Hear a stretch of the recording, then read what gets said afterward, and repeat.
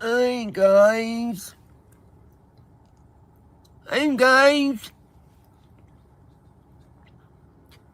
Hey everyone.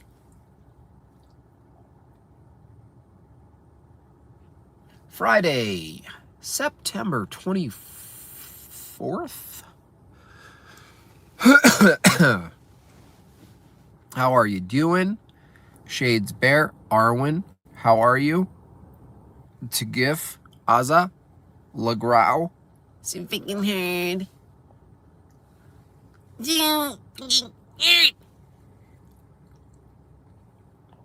What up?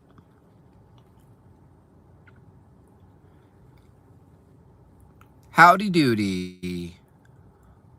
Thank God something other than Infowars. How am I feeling? I'm feeling good. Tell you, I took someone's advice. I've been doing push-ups every single morning. And it's not to like build muscle, although that's good. It's actually, exerting any level of energy, extreme energy. It's like battery. It just gives you more energy. So for those of you who are like, oh, I'm just too tired, I need to save my energy, it's all backwards. So that's been good. It worked out so freaking hard this morning. I saw a cool video. I didn't quite understand it. This British dude, Nigel. I guess there have been many ways of critiquing E equals MC squared bullshit and all of Einstein's, his little drawing journal, basically. But he basically looked at magnetism and demonstrated how a magnet itself completely turns E equals MC squared upside down. And I'll share the video when I'm home and I can play it on a live stream. I'm on my phone, so I can't play videos on this. And I'm not going to pretend to relay what he said in a way that makes sense, because honestly, I don't quite understand it. But when I heard him say it, I could see that he was coming from a legitimate angle. But I could be wrong. Mr. Jim Bob, Jacob Edgar, MD. Hey, MD, Jacob. What are your thoughts about the Great Flood? I haven't really thought about the Great Flood. There'll probably be another. There might be another Great Flood. Of course, the rainbow was the promise from God not to drown us again. No, the rainbow is not the symbol of beavers bumping and dick twisting. So I'm not sure about that. I don't know if you guys saw, posted on my Instagram, the video, the Australian cop, the protester was like, hey, mate, why don't you stop doing this, mate? And he's like, mate, I got to feed my family, mate. The other guy's like, well, you're doing the wrong thing, mate. And he was like, do something else, mate. Like Steve Irwin. And he's like, mate, I don't have any other skills, mate. The guy's like, well, get into Bitcoin or something. Stop the tyranny. He's like, mate, I've got my lady at home. I'm not talking about a snake. I've got to feed her. But I posted that because it really is an economic prerequisite for all this shit. It's a combination of, full dependency on supply chains, the willingness to close your own business down, the addiction to outsourced labor such that you don't even understand the value of work that goes into a product or service you buy, removing that labor from yourself, aka skill, And so the connection between outsourcing skilled labor and pursuing convenience actually removes the necessity for skill. So when people go, well, what skill am I going to learn? The reason the pool of skills is whittled down is because as technology permits us to omit the man who makes the thing, who does the thing, because we swapped it with a technology, yeah, it gave us an advantage, efficiency, speed, time saved, money saved.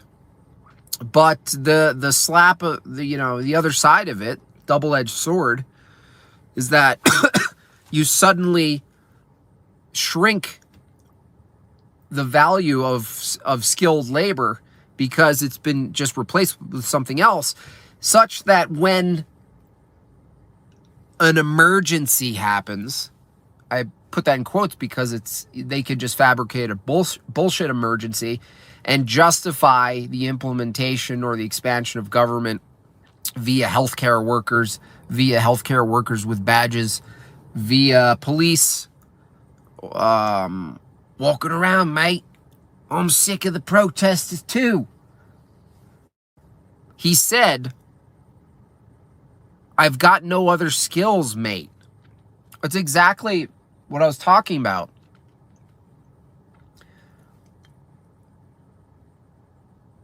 There's no, if you create a society of men who not only have no skills, but have no need to generate the skill, like changing a tire. Why would I learn to change a tire? Why would I learn to chop wood? You can buy a cord of wood. That is capitalism, folks. I could call a variety of private and public and even government agencies to come change my tire for me if needed. Why would I get my hands dirty? Yeah, you think it's so advanced. Charlie Kirk, Ben Shapiro, Steven Crowder. Oh, it's so advanced. The problem is you remove the labor of men. And then they have no skills. Because their skill, if they even learn that skill, it would be unnecessary in contrast to the free market capitalism machine that delivers all goods and services with adequate speed overnight. Isn't that good? It's good, right? It's good. No, that's not good in the event where you depend on it and then it all collapses and you realize not only did your supply chain collapse and you have none of those fancy quick goods, but you've over the course of 50 years, you've generationally deleted your labor force. Your skills, your knowledge, your wisdom, your understanding of how to do things. Think about it. Think how many fathers in the last, since the moon landing didn't teach their kids something. They didn't go, I'm going to pass this down to you and teach you this thing. What do they? No. They taught you that if you work hard enough and do good in school, you too can get a loan to then graduate, to get another loan, to get a car, to then get another loan to afford all your shit, and then eventually pay back your student loan by being enslaved to some bank. It's really, and someone argued in the comments when I posted it, they were like, it's about the money and the control of money. No, controlling the printing of money is not the thing. The money isn't the value. It doesn't matter who controls the money if you've already abandoned your labor. If you don't have skills. Because the skillless man will forfeit dignity to feed his family. And you wonder, how does this happen? How can you possibly be in that uniform? Don't you understand? We're repeating history again. Don't you understand what you're doing? You're doing that thing. Oh, mate, I don't have any other skills, mate. And from their perspective, they're not crazy. They're being completely consistent. with how the world is occurring to them and their own concerns. They think at the particular level, they are doing the right thing because in the end, when it gets whittled down, when scarcity shows its ugly head, morality and ethics is no longer broad. It's narrow. It's whittled down to the particulars. Well, should I fight the good fight against tyranny, or should I concentrate and just take care of my family? All you need is a bunch of men saying, I just got to take care of my family more immediately until this all passes over. I got to do what's best for my family. That's all they need to say. Every stormtrooper in Star Wars, you didn't get to really know them. Faceless masks. You get the occasional, did you hear something? But, it's funny to think of the stormtroopers as men who had their little, Amazon apartments over the, over the production and the over the kitchen and on the ship. And they're all talking on their break and stuff. And they're like, Lucy bought one of, turns out to be one of Lord Vader's, one of his original capes. She got it. She bid it, She bid on it and won it. And they're like sitting at the table. They're all just taking care of their family. So you want to hate them. You're like, what is wrong with you? But you can't be surprised. How could they possibly do this again? How do men so easily be on the side of the robotic, tyrannical beast? And it's very easy. It's very easy to do. And it has to do with setting the stage economically that justifies the choice. It's not because they think they're doing the right thing and everyone should get the V, and if you just all got the V, then we would just end this. No, it's not a choice. They're not on the side of a war that they really get behind, that they believe in. They just have this job. I'm just doing my job. And you want to shake them out of it and be like, don't you understand how many times in history I'm just doing my job went sour? But the thing is, it doesn't matter because they've never been in that time in history. The only time they know is now, and they think of their wife and their kids, and they go, well, this is what's paying me now. And the trend is going to expand because that's the access point. For instance, they're figuring out how to get all these nurses or healthcare workers in from the Philippines and other places. Well, you can call them healthcare workers. They could be UN troops. If you suddenly break down the barriers and the borders and you justify the massive immigration of categorized people, and you sell it through the lens, through the marketing, through the narrative of we need healthcare workers. We know this pandemic's not going away and we are short. Okay? They could just,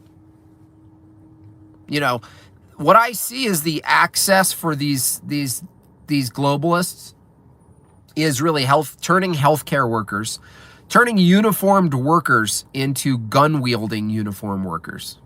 I suspect, starting maybe in Australia, maybe some European country, where they make the merge, categorical merge between military and healthcare worker. In other words, the healthcare worker gets a uniform, a badge, and a gun.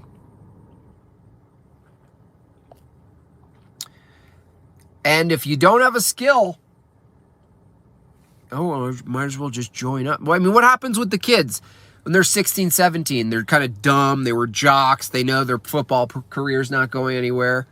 They get pressure from the dad and the mom. Get your shit together, son. What is he vulnerable to? Well, I'm going to just join the Air Force. I'm going to join the military. They'll have me. It'll pay well. It's a good opportunity. Nothing's changed. It's the same exact system.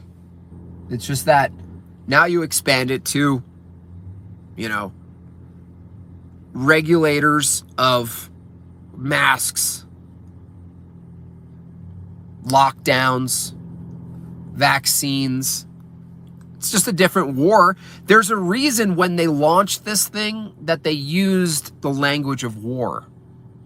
Why? Well, it creates an enemy and it creates a winner, the good side, the bad side. It creates nurses and healthcare workers as untouchable heroes you can't question, which creates a space for healthcare workers who disagree with this shit. They can't speak out, otherwise they're talking against their own platoon, which is a big no-no, dishonorable discharge. And then you create enemy combatants, both narrative and legally. Anybody who's against this and goes against the lockdown could be considered terrorists. You just cultivate the language of war, which is why Noam Chomsky, you old dirtbag, you're probably shitting your diaper right now. I hope you find God and peace before you die. But you're a little shit. You're a little shithead. Because there's no better time than now for someone who's cultivated and maintained and generated a following based on decoding shit, language tricks. And now you're silent when the actual tyrannical monster comes along and uses exactly the methods that you've been exposing for your entire life. Now you're just gonna cower away. You old shitbag.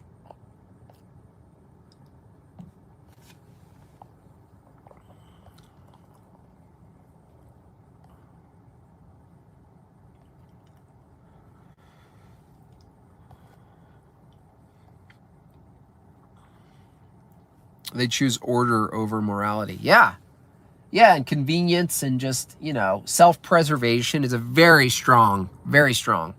And the thing is, that's driven by a worldly view that surviving is actually more important than being moral. That surviving and taking care of yourself in the short term is more important than making the moral choice and risking, your family. And I understand that that when you're faced with that directly, it might be very scary. It might actually be so powerful that it occurs to someone as a no-brainer, that they're like, yeah, well, I'm not going to just do some moral posturing and some virtue signaling if it's going to, put my family in danger. But the Faustian trick is you end up on the wrong side and your family is collateral at that point anyway.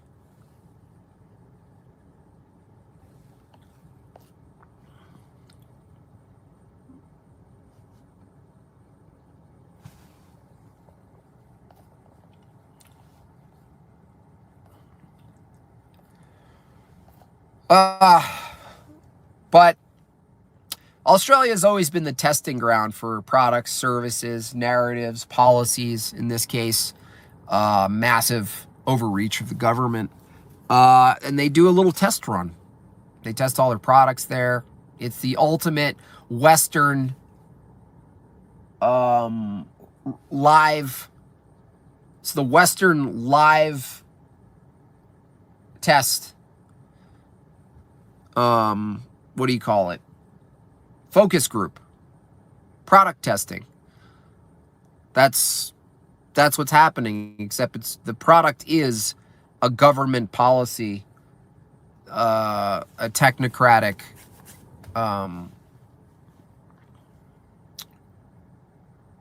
monstrosity.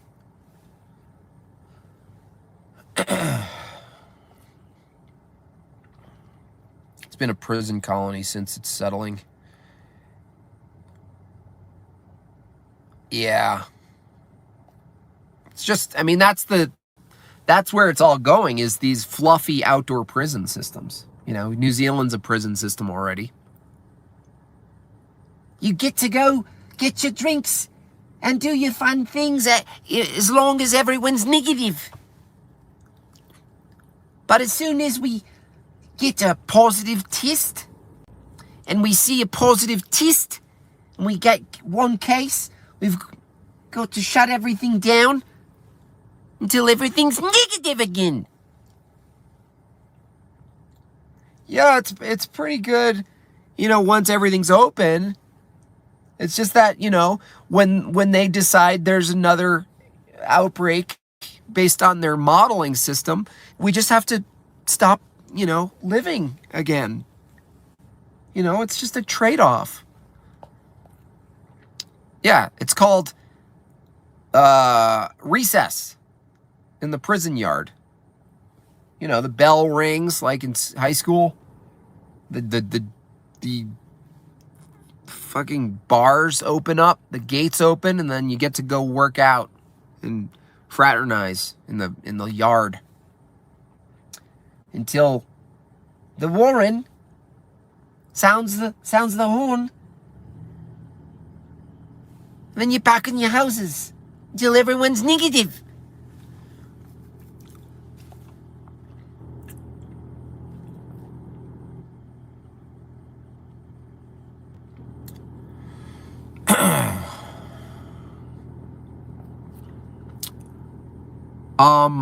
But there are people who accept this and want it. And it's really going to be the more concentrated, developed areas, cities, major cities, because they are going to go forward with worldliness and conveniences and technology. And we know this because all of the, what they call progress, you know, and discovery and all this shit, regardless of what's missing in the world, regardless of what's needed to be tended to, hunger, suffering, these things, regardless of all of that, they still pursue their fancy, cool stuff, you know? They justify the spending and, you know, fake going to the moon and fake going to Mars and fake this, fake that. And so they're always pursuing some sort of standardized mechanism that they're going toward. That is the world, the baseline pursuit of all creatures in the world. If you remove morality, spiritual paths, the transcendentals, if you remove philosophy, what you have is animals seeking standardization, standardization being sold as safety and security, regularity, you know. The regularity that we observe in nature, in law, we try to replicate in our own preferences in the way we want to exist, comfortably, with ease, avoiding suffering, avoiding conflict. And so standardization is like the baseline worldliness, you know, because it grounds all these other things like seeking pleasure, comforts, appetites, desires. If you can standardize and get everything met, right, all of the other annoying things, if you get all those things met, then you reach a point of luxury, of decadence. And decadence is what actually kills civilization, because it removes the hunger from men. Hunger could make you weak, but there's a critical stress threshold of hunger. If you remove hunger from men, you will topple a society. You will topple a civilization if you make them complacent, docile, fat, not on edge, not looking in the parking lot from left to right, not carrying a gun in their pocket. If you remove their hunger, you have a bunch of cattle.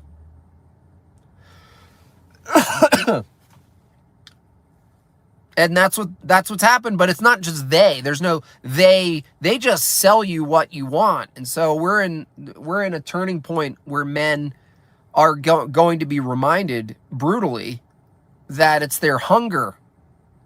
And it's the same thing I was talking about in the beginning, is that it's actually the hunger that drives a man to learn the skill, because it's necessary. I'm listening to the audiobook, The Hatchet. You guys know the story, The Hatchet? Well, the things that this kid is going through, everything's enhancing his smell, his eyesight, the necessity, the hunger of not having his stomach filled fully, but almost full, but not quite full enough, has him on edge, has him not stressed, but appropriately stressed to his environment, to develop his skills, to be aware, to smell things, to see things, to know what they are, to develop, to innovate, to make an arrow, to make a bow. This is hunger. It's not just physical stomach hunger. It's our vital hunger, the hunger for vitality. All of these amenities, foods, they're sedatives. If you want a docile nation of men, just make sure you remove their hunger.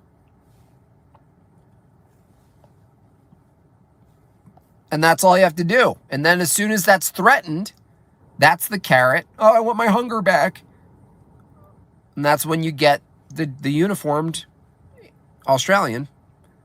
Mate, I've got all the skills, mate.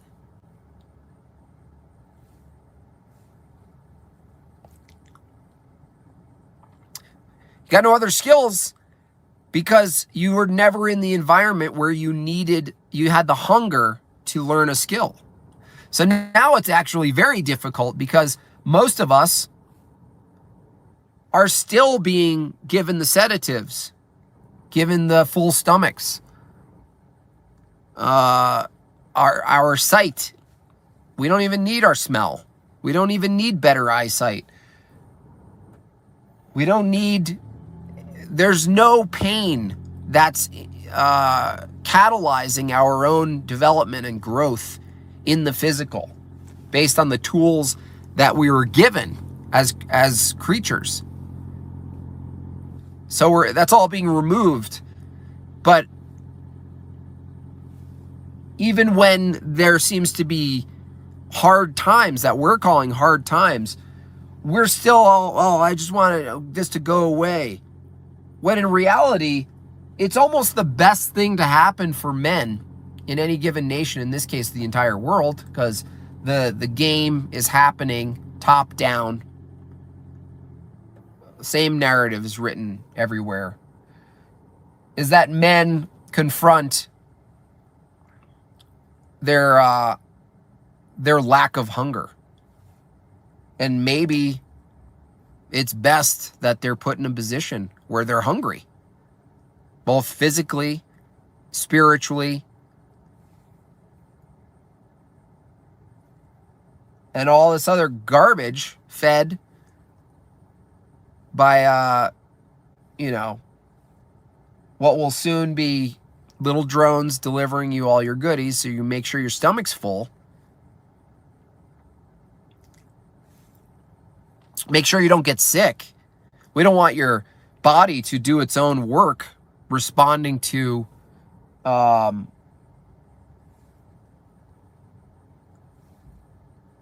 problems inside the body, toxins. You don't want it to do that. You don't want your body to do the work. Let's put you on a platform. We'll do it for you. Remove the hunger. That's it. And that's what's funny about the word.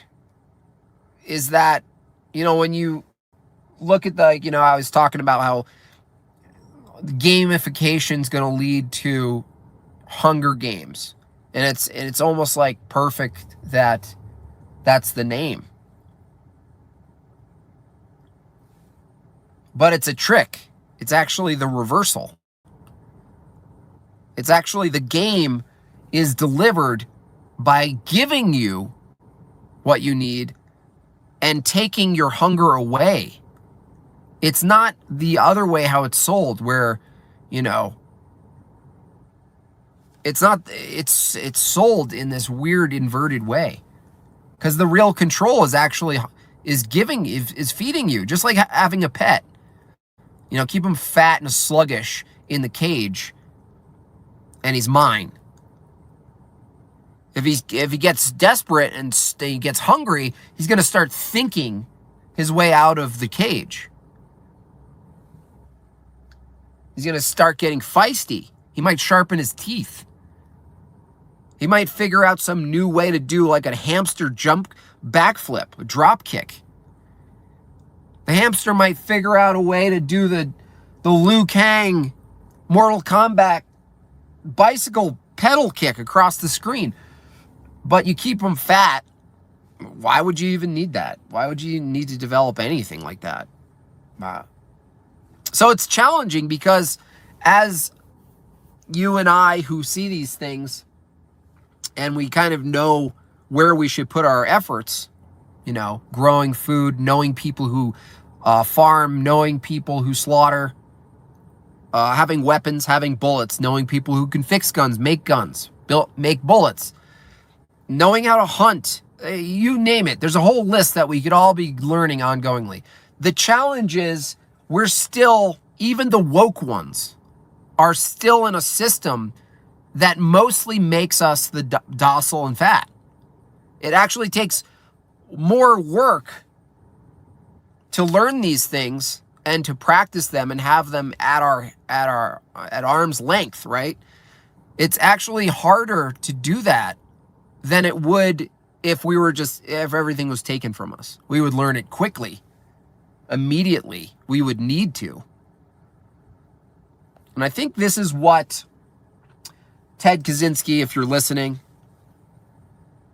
you were right about, is that the standardization of all things turn the man, remove his vitality and his spirit, turn him into a necessary gear, cog in a machine that regulates human behavior as a necessity to the whole being whatever these technocrats think it should be. It's not about the whole being connected to God, their creator, honoring, worshiping, sharing their gifts, practicing love, compassion, suffering, sacrifice, forgiveness, immaterial. The immaterial. You remove the immaterial and you make them little machine workers that keep the blockchain going. 9/11 Stature Man, thank you. Hey Jordan, how do buildings falling at free fall through multiple floors affect world economics? Well, I'm not certain I'm permitted to answer that, But nonetheless, it's a very fascinating question. We should be able to inquire about anything. But simply demanding or claiming what should is not necessarily a representation of how it is. Now, is it?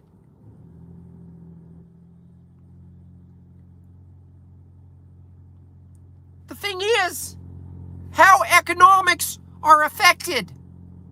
What works in an economy is not necessarily what's true.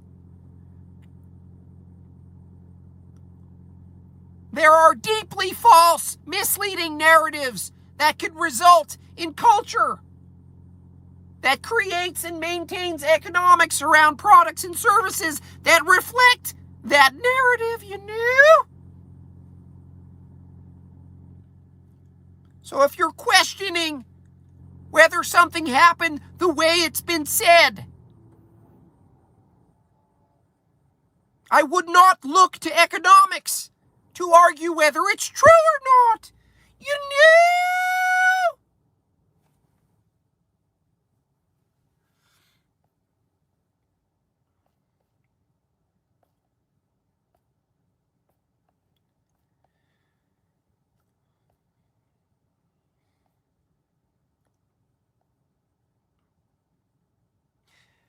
You knew. It's like, who put the eggs? It's like it takes consistency and patience to get the perfect whip, to get the perfect peaks on your egg whites. You knew? It's like I look at a workable society like that. You know, you separate the yolk from the whites, and I'm not talking segregation, though there are several pragmatic arguments for segregation, you know? But to get the perfect peak in your egg whites, such that it represents sort of a homemade whipped cream, it's not as easy as it looks. Fucko. It's simple, but it's not easy.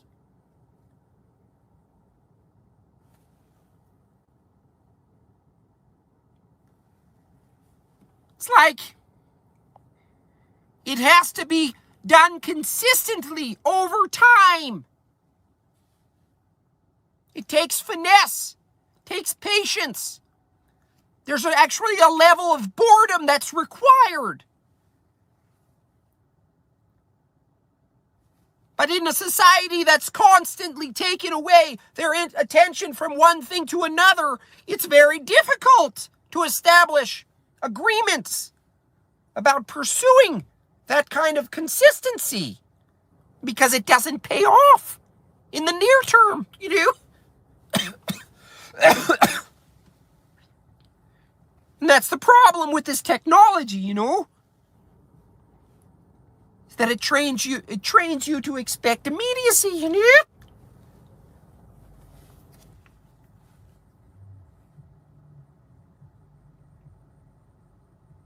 What was the question?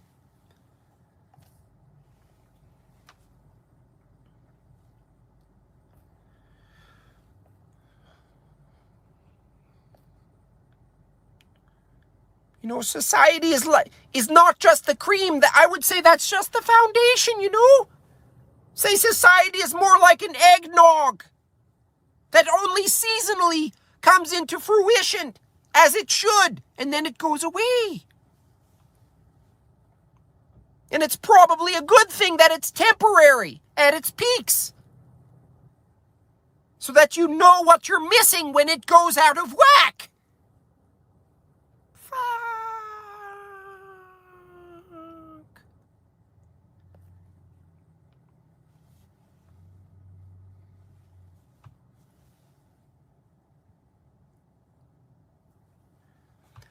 You know, I haven't slept in over 13 years.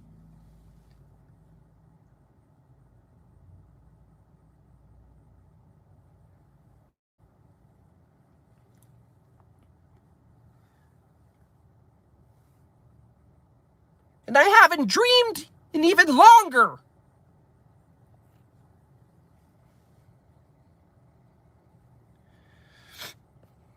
It's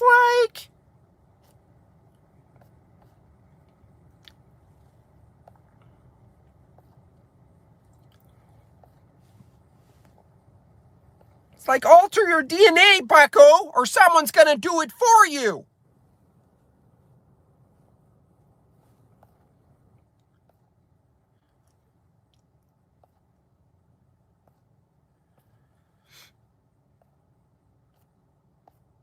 You know?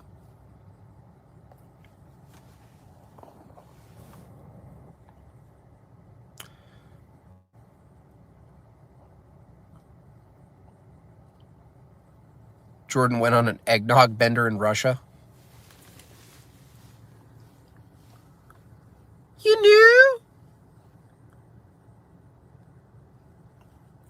It's like, yes. It's like, clean up your DNA, bucko.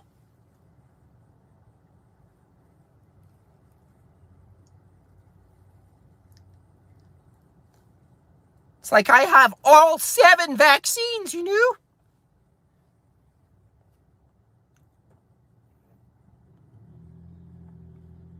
That's another thing Jordan Peterson, like Chomsky, spent a whole lot of time getting people to understand the monster inside yourself. It's good to understand what you're capable of doing so that when it comes along, the time where you turn into that monster, you can identify it and choose not to be the monster. He also spent a lot of time talking about how easy it is for totalitarianism to take over by way of good men be doing evil shit. Yes, but this is different. It's a very terrible cough. You know? It's like the thought of not having your smell for a couple of weeks. You know? It's like, that's very scary, you know? It's like the thought of losing my smell for even a day. You know, has the hairs on the back of my neck stand up, you know?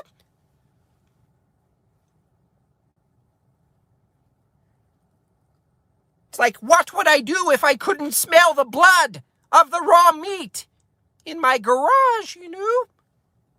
It's like, I don't know what I'd do. I don't actually know how I would go on. It's like, how am I supposed to get into the cooking shows? You know? It's like, how am I supposed... Tristan again, $5. I am gay. Tristan wants everyone to know he's not gay by saying that he is gay.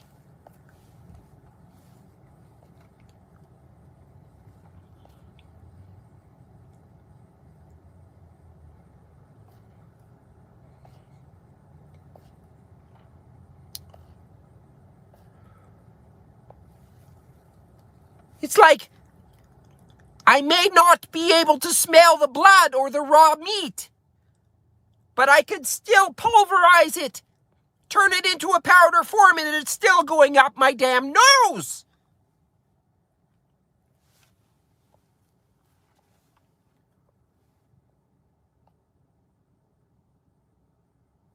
It's like, it's not a small thing, you know? I figured out a way to snort meat.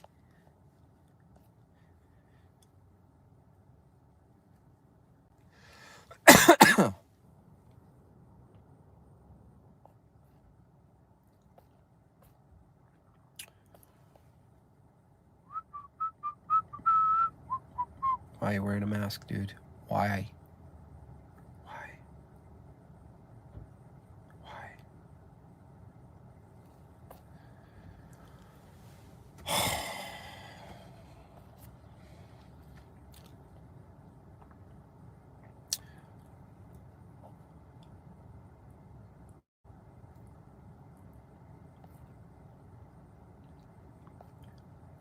Meth?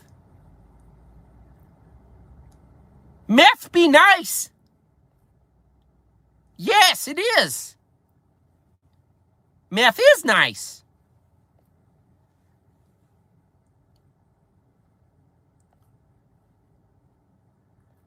Like, I've seen this meme going around, you know? It says, it goes something like, meth be nice. And it's like, yes. It is.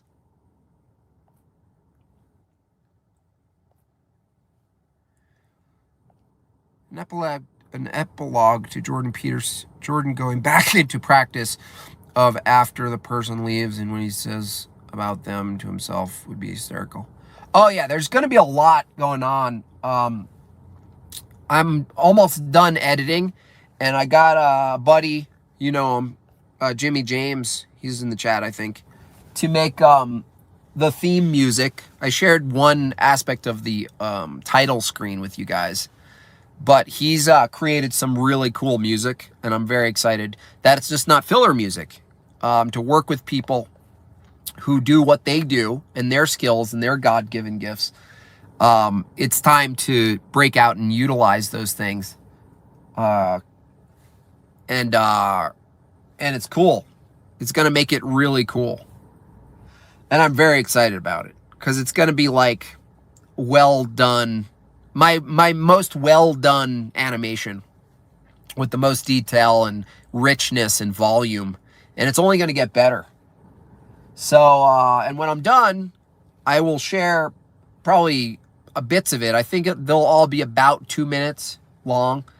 So at least a minute of it, minute or less actually, will be shared on my platforms. But again, like I said in the beginning, this is what I will be crafting and putting on unauthorized.tv is the full episodes.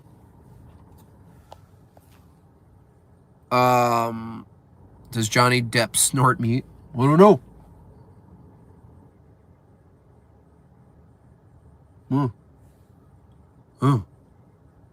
Want to be a pirate. Good. You guys just signed a 20-year deal to be a pirate.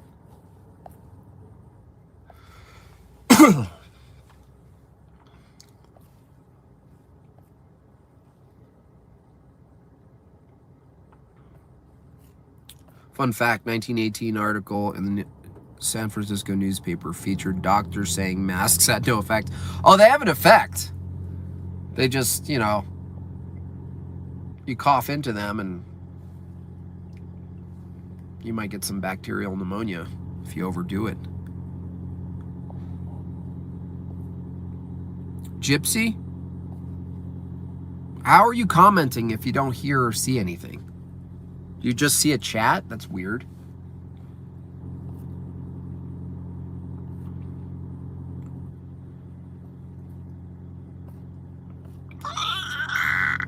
Oh. Johnny Depp. I have about 57 bracelets. I'm wearing 15 hats. And I have 39 necklaces. I own a yacht with my name inscribed on it. I signed a deal with the devil. You know? Who did all of those movies? Not David Lynch. Who's the other dude who does all like the creepy movies? Signed a deal with the devil. He said, Johnny, do you want to be young and beautiful your whole life? I said, of course. He said, you just have to sign here on the dotted line. I said, what am I signing up for? You're gonna have to do 25-year campaign being a butt pirate. I said, okay. Tim Burton, yeah, exactly. Signed a deal with the devil. Sat down at a table in Hollywood. His name was Tim Burton.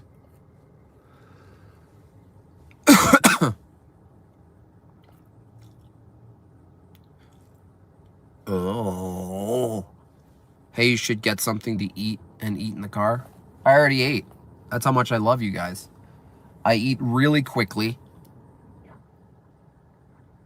I get a little tummy ache. And then I go in the car. I'm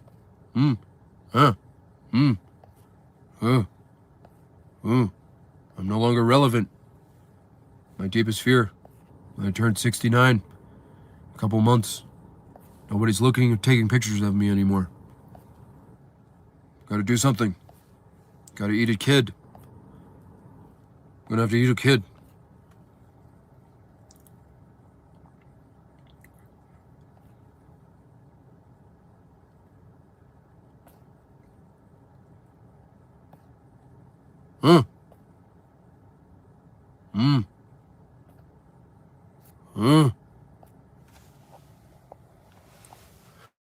So, anyway.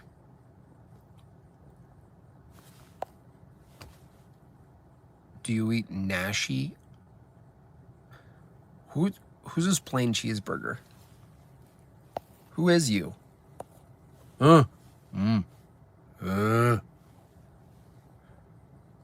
Yo, Andrew. Previtali, huh?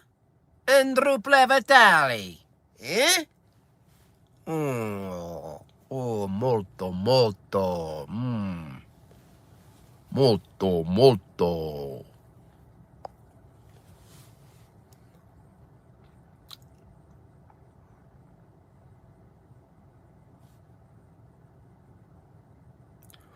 Molto, molto, molto. Oh, Previtali, huh? Oh, molto buone, huh? Ah, vica mia cutarara, eh? Oh, Andrew Prevetari, eh? C'è la lume in mezzo mare, mamma mia, patacciuru, eh? Se tu non buso grandi, ti vai di bene, baccalà maradea, eh? Cappuccino!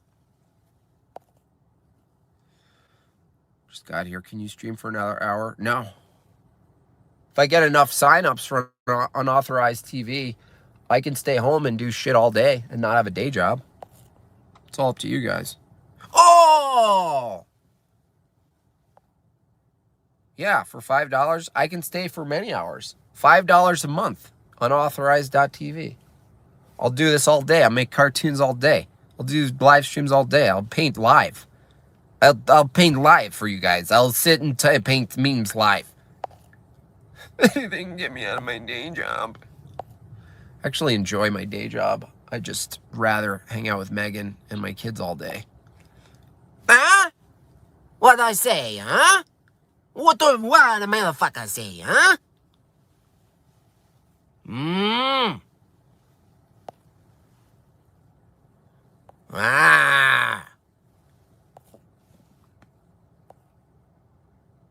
Denmark bear, 100 Denmark dollars. Got a letter from customs. Paintings are on their way. Yes! I love that. I've been thinking about that, and it's been giving me a little bit of anxiety because I don't like that. I don't mind painting him again. It's just that I hate when something's wasted and it's just sitting somewhere and you know it didn't get destroyed. It's not gone. That's great.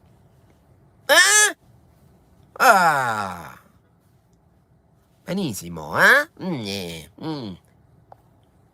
Oh,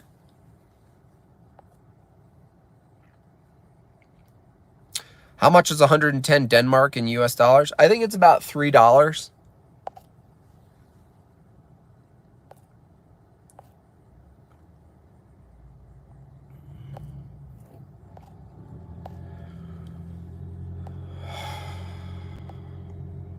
Jordan Peterson on Italian. Well, they're a lovely group of people, you know. It's like they're almost like, it's like if you took a bunch of Mexicans and Portuguese and you put them in a blender. It's like it's a beautiful culture. You know, their women, don't turn out so good when they get older, though, you know. It's like they end up looking like sort of like a reddened, they all end up looking like Rod Stewart for some reason. And it's nothing against them. It's just an objective reality, you know. The Italians are beautiful when they're young and sprightly and full of life. But it really takes no time at all for the women to turn into brick walls, you know.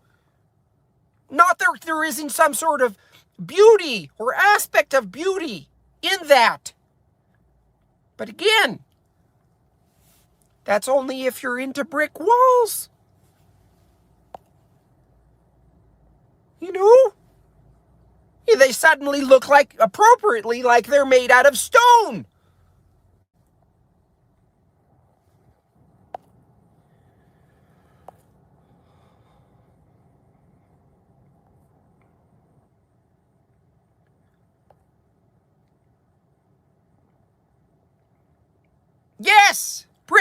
wrinkles, worn out, hardened skin, leather face. I'm not being mean.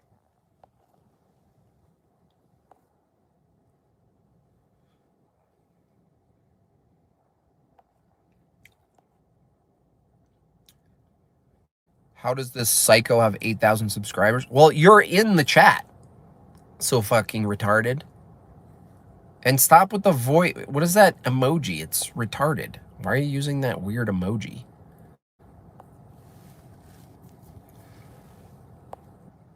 Get out of here, Sofa King. Nobody cares. Nobody cares what you're saying. And you just get out of here. This is a fun chat. You're not fun. Okay? Oh? Before I come and find you, huh? You want the Italian mob after you, huh? I will come and find you, huh? Yeah, vaccinate you.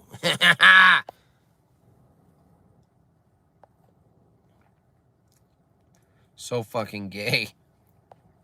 Yeah, beat it, buddy, before I find out where you live. And send you a nice package of flowers.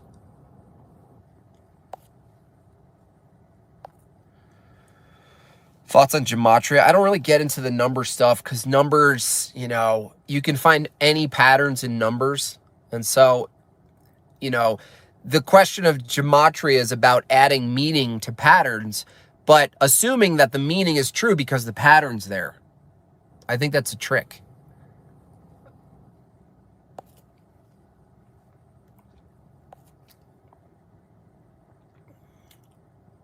Why am I mad? I'm not mad.